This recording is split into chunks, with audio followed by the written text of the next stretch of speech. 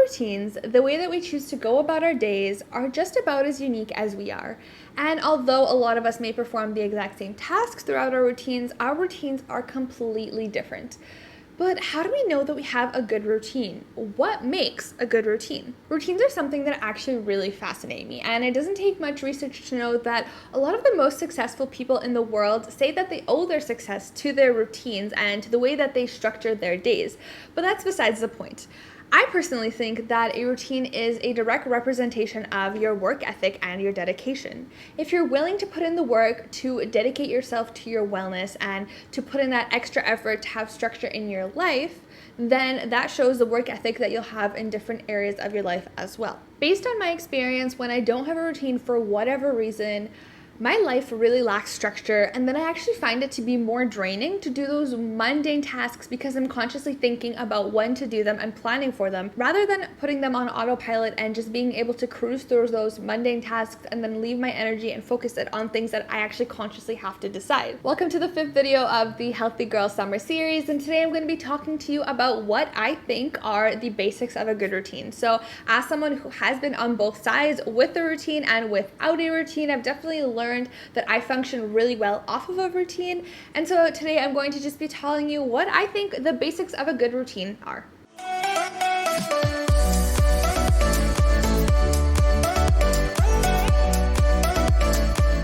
First thing that I think you need to do when creating a routine for yourself and knowing that you have a good routine established is to make it work for you. You can't look at some CEO's routine and just copy paste it into your own life and expect it to work for you. Their routines are literally personalized for their lives, and in the same way you need to make one that's personalized for yours.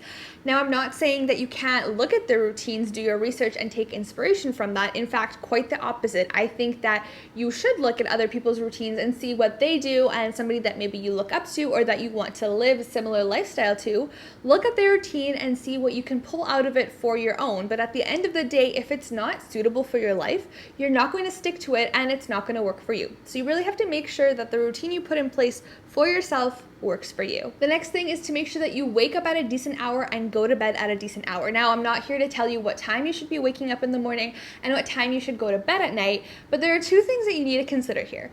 When are you your most productive? Are you the most productive in the morning? Are you the most productive in the middle of the afternoon, or in the evening, late at night? Are you a night owl? So once you determine when you work most efficiently and when you're most productive, then you have to determine how many hours of sleep your body needs per night to function at its best. Is it 6 hours, 7 hours, 8 hours? And then when you have that information in hand, that's when you can kind of figure out when the best time for you to wake up in the morning is and when the best time for you to go to bed at night is. So make sure that you have the opportunity to work when you're most productive, or at least get some things done in your most productive time, but that you're also getting enough hours of sleep for your body to feel at its best constantly. No matter how old we are, we really need to prioritize sleep because sleep is very, very important, and you can't expect to live a healthy and good lifestyle without getting enough sleep for your body. The next thing is to be conscious about the things that you do on autopilot during the day. When we go about our routines, especially if our days to days look super similar, we do a lot of things on autopilot without even realizing it. Now, it's interesting to take like a few days and actually look at the things that you're doing on autopilot, such as, for example, when you walk into a building, do you automatically go for the elevator, or do you consider the stairs at all? Do you really need that second cup of coffee during the day because you need that energy boost? Or do you have a second coffee around noon because it's just something that you do on autopilot and automatically go for during the day? Once we become a little bit more conscious of the acts that we're doing when we're not really thinking about it, that we're not conscious of, that's when we can really realize whether they're good habits or they're bad habits. And once you begin to do this, you actually just become more intentional in life, and you just kind of become more aware of what you're doing and how you're doing it, allowing you to catch yourself in ways that you may be able to transform or change the way you're doing things to make them suit your routine better. The next is to include something that allows you to care for your mind.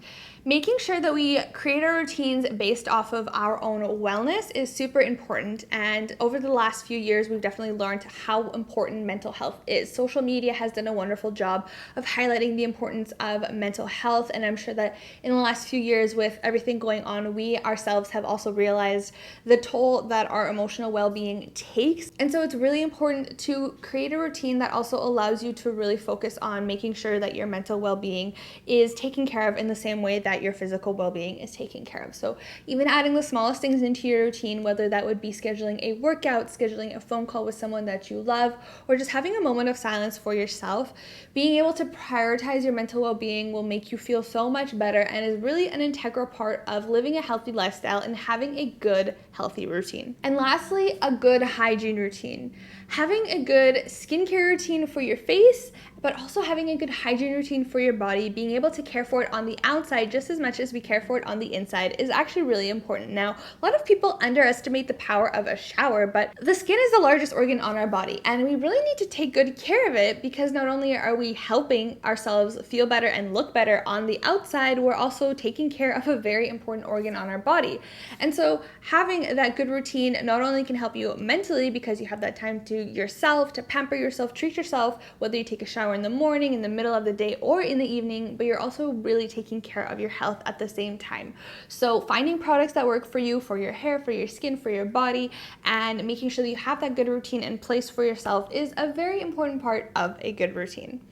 It's really simple, back to the basics, but those are the things that I think make a good routine. But again, take inspiration from others' routines. Look at what they do, look at how they do it, because that can definitely give you the motivation and inspiration that you need to create the best routine for yourself. But at the end of the day, you need to make sure that the routine you have in place works for you. That is all for today's video. Thank you so much for tuning into this video of the Healthy Girl Summer Series. I will see you next time with the next video, but for now, that is all. So know yourself, know your body, and until next time.